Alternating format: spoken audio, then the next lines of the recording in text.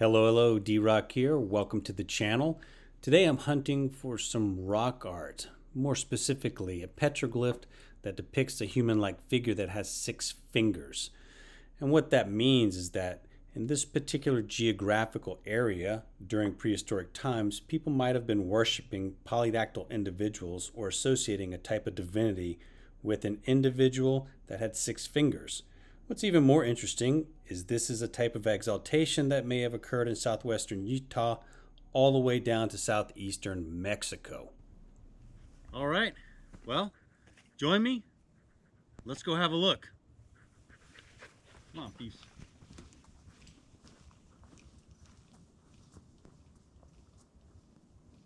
So let me just go ahead and apologize in advance. Got my dog Phoenix with me, so you may hear a panting dog every so often, so I'll just go ahead and apologize for that now. Yeah, so I'm very curious about this. And every so often, as over the years I've been out looking at rock art sites, I've come across an image here or there of a figure with 6 fingers or 6 toes or both, and it's always piqued my curiosity as to what was going on. So if memory serves me correct, we'll get to view something like that today. I haven't been out to this particular site since probably 2018, I think. So it's been a minute. And I'm pretty sure that there is a glyph here that shows an image with 6 fingers or toes, one or the other. So we're gonna have a look. You just have to remember how to find it. Now, this isn't exactly a secret place, but I don't believe it's a well-known place either. And just out of respect, I'm not going to disclose its location. There's no trail or anything to the petroglyphs. You just kind of meander yourself to the cliffs, and then hopefully you've got it figured out. So like I said, I haven't been out here in years, so hopefully I can find this still. So I've always wondered if this polydactyl worship was something that kind of occurred here in southwestern United States, or did it originate in Mexico and work its way up here, or vice versa? Did it work its way down south?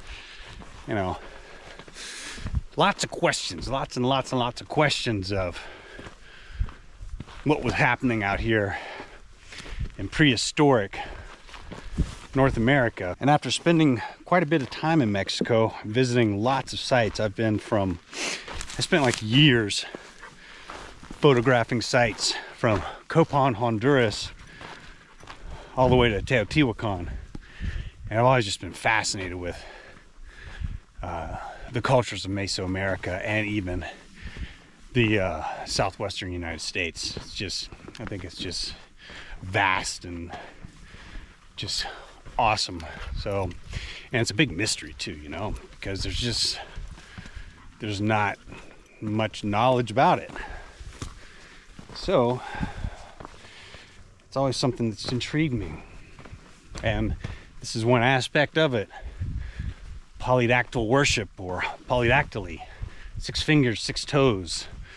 You know, what was going on? Were they exalted? Did they work? What did they do? Did they just sit there and do nothing and were worshipped? I don't know. It's like I said, it's very intriguing to think about.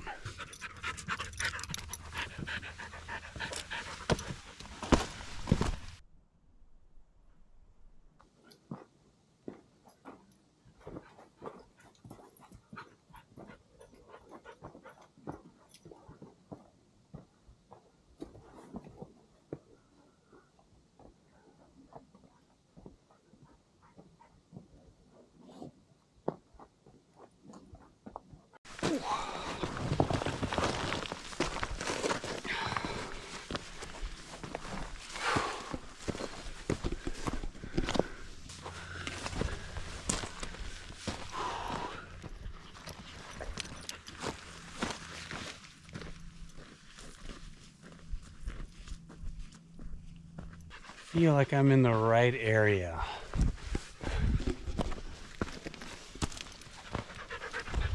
I need to get up on the ledge. This will work right here, actually.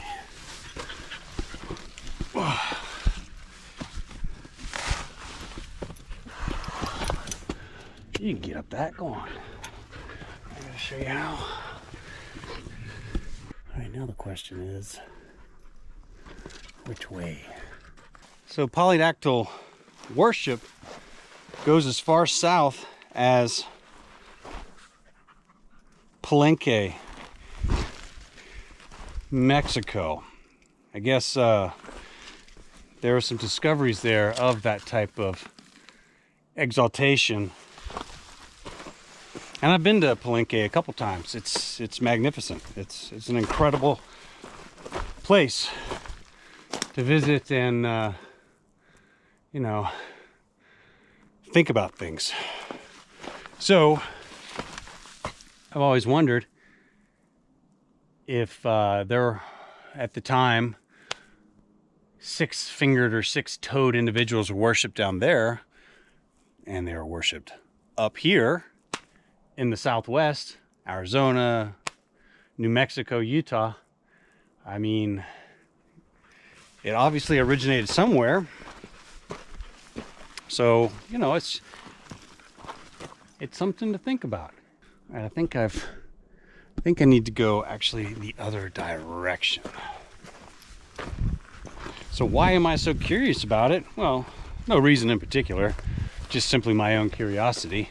It's just a different aspect of a culture that seemingly no longer exists. So, you know, naturally I'm curious about it. That's why I seek out things like this, because I'm always interested in trying to get into that mindset of what an individual was thinking about at a different time period. It's like, for example, walking in the ruins of ancient Rome, or picking up an arrowhead and thinking the last person that touched this might have lived thousands of years ago. What were they thinking about at the time? What were they doing?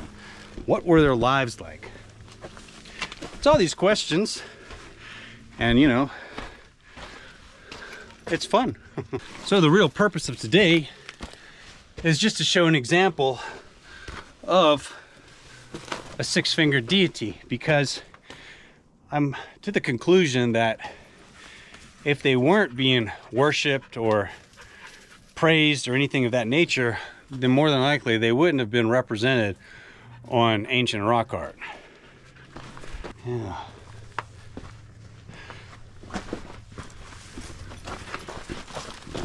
So once again, just gotta hope we can find it.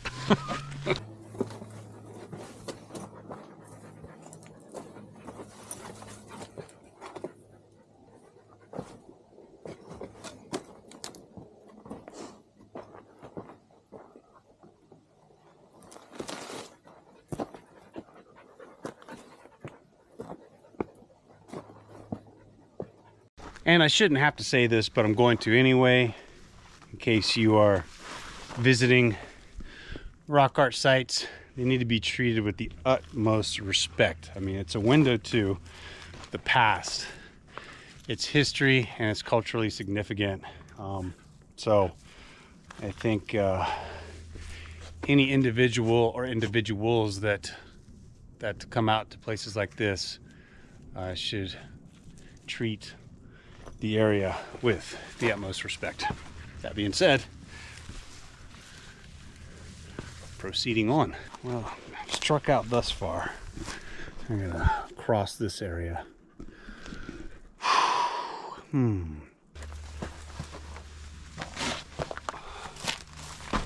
So, coming across a pictograph or petroglyph that is anthropomorphic in nature, that has 6 fingers and 6 toes, is not exactly common, but at the same time, it's not exactly rare either. So,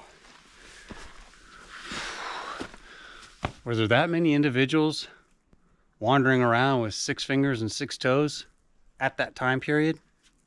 Yeah, we've been doing some walking and feet. Man, well, good news is I finally found the glyph. Oh. There it is.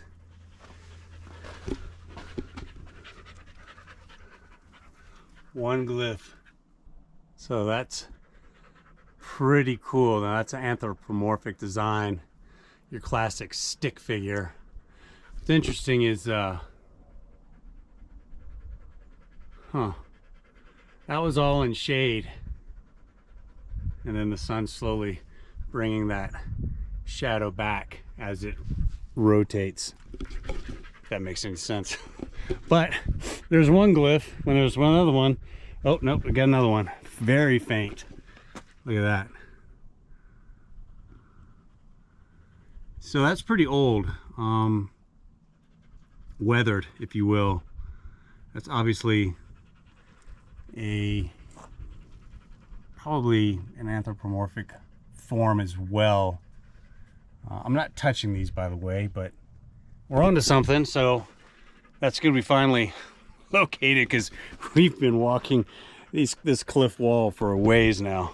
So return to this one. It may not have been completed. Usually that style, there will be another leg coming out and another arm coming out, kind of comparable to the one above it, like that. All right, well, I almost just stepped on this guy right here.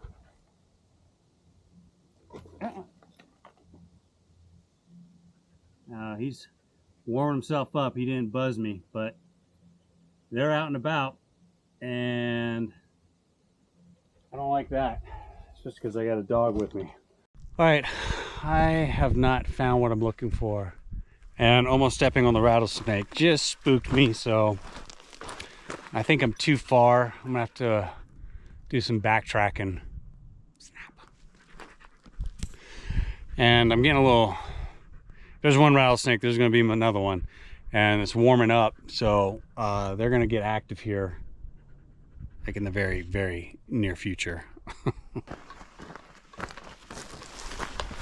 All right, well, we are covering some ground today. There's no doubt about that. So we've pulled back and are trying a different section of cliffs, and hopefully we can find it on this run. And if we can't, that might have to be a wrap for the day. It's warm now, so obviously the snakes can be active. So I gotta, damn, I was hoping it'd be a little cool and we wouldn't have to worry about snakes, but after almost stepping on a rattlesnake, although it was pretty lethargic, it didn't buzz or anything, but still, you know, that could be a bad day for the hound here or me. So I have to stay a little vigilant about that. But I think we're gonna find.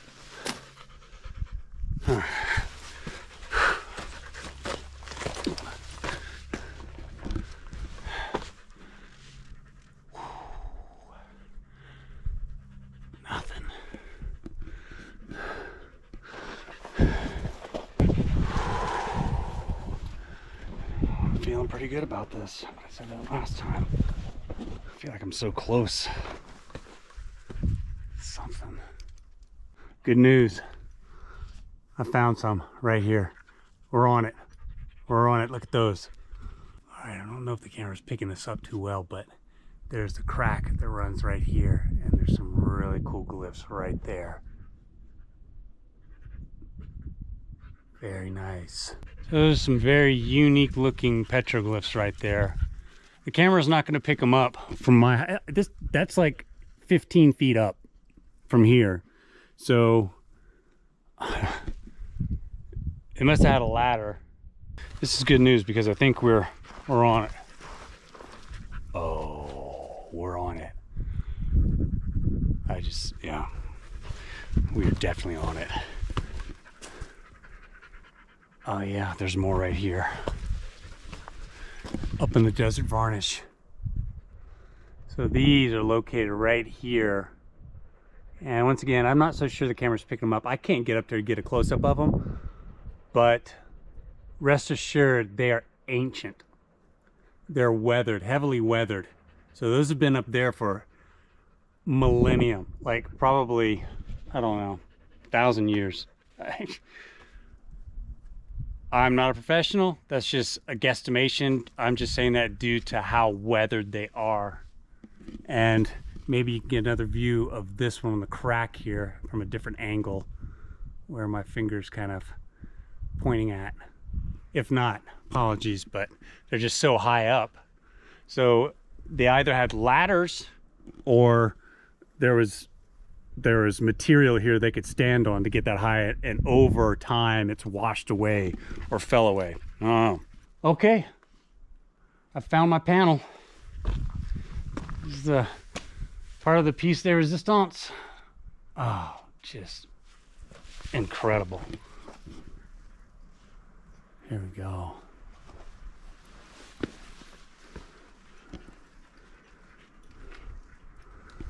I can see.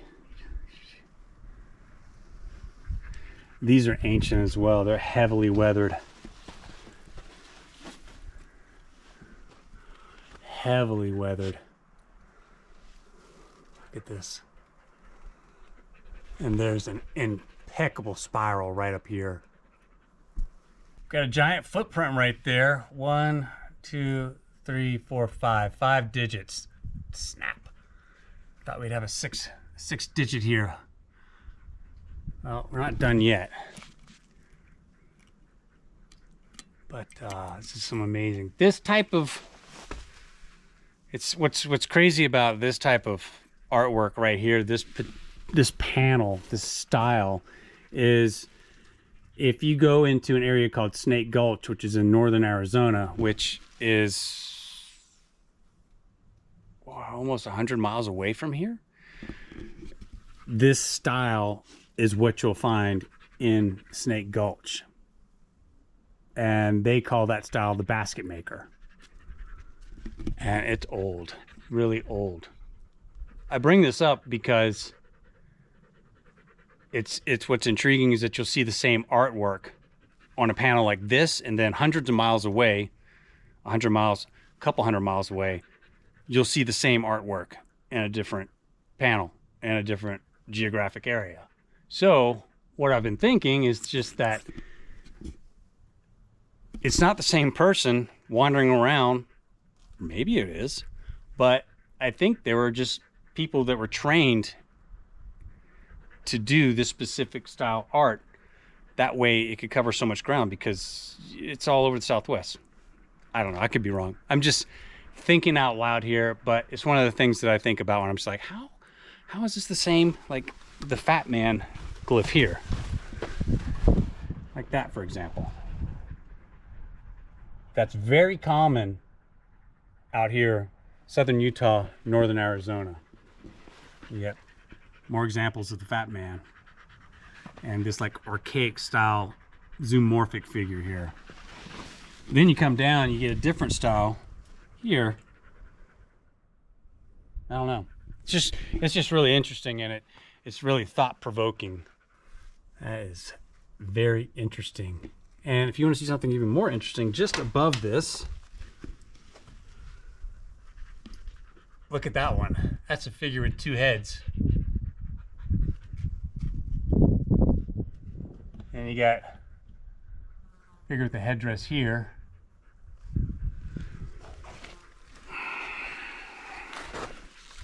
It's absolutely crazy. Oh, but if you really want to see, okay, it gets even more perplexing.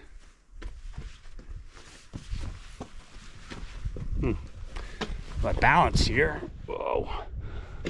Check out that one. There's a figure with 3 heads. And 6 fingers. Okay, if you look at this very closely, I'm trying not to touch anything here. 6 fingers.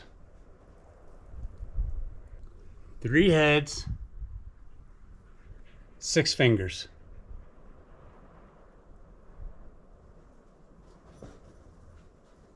So I wasn't 100% certain if the image the glyph I had in my head from being out here half a decade ago did indeed have 6 fingers. But I knew there's something really special about it, and not only does it have 6 digits, it's got 3 heads. So that's an example of polydactyly. So right there you have a giant image. Well, not giant, it's a big image, and it's an example of polydactyl worship. Why would this be here? And there's great detail, I mean exceptional detail, on that hand displaying 6 fingers. Not only does it have 6 fingers, it's got 3 heads. So what does that mean? What's going on here?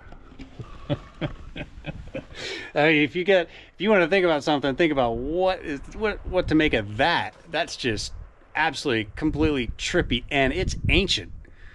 It's ancient because it's weathered the same way the rest of this panel is. So it wasn't put here after these glyphs. It was created during the same time, and this is all just it's ancient.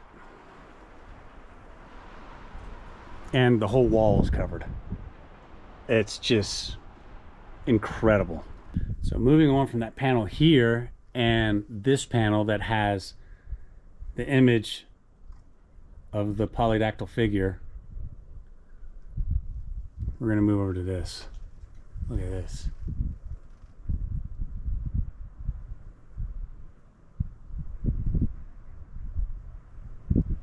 Now this has fared much better weathering wise because it's got some cover here. It's got that blocking wind and weather. And imagine, well, sun's gonna come down. This is gonna catch sunset. So this catches the setting sun. It's incredible. You can see this hasn't weathered near as much as down here, where this is just completely weathered off, which has a little more exposure down here. And then up here it's just, I mean, look at this.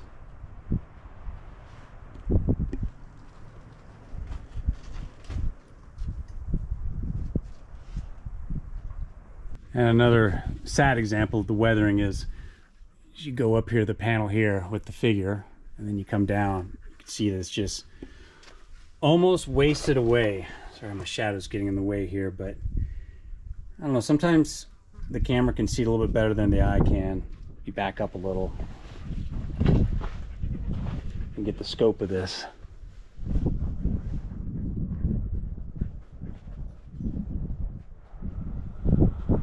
That's a pretty special panel, mainly because it depicts with great detail this particular figure here.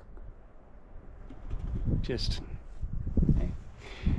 Is this something that originated down in Mexico and made its way north, or did it originate here and make its way down in Mexico? See. So this continues on. Here's something that's really interesting. Is check this out here. We'll follow it as it goes. And it's carved across that, down there, and then back out, as you can see there, on down.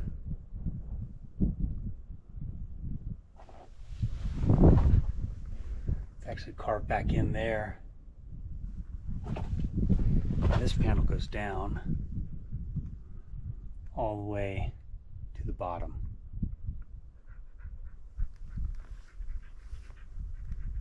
Crazy.